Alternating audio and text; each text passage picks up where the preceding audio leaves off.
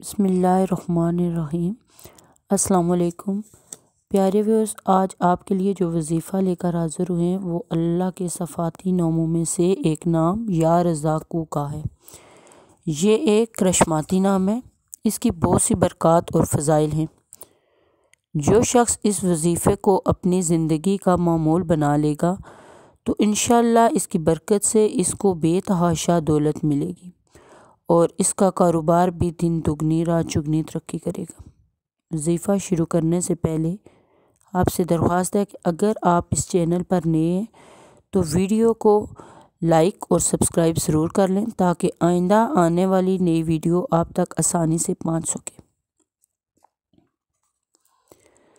وظیفہ کرنے کا طریقہ یہ ہے کہ نماز فجر اور نماز عشاء کے بعد اس وظیفے کو اس طرح سے کریں کہ اول اور آخر 11 بار درود شریف کے ساتھ 308 مرتبہ یا 313 مرتبہ یا رزاقو کا وظیفہ کریں۔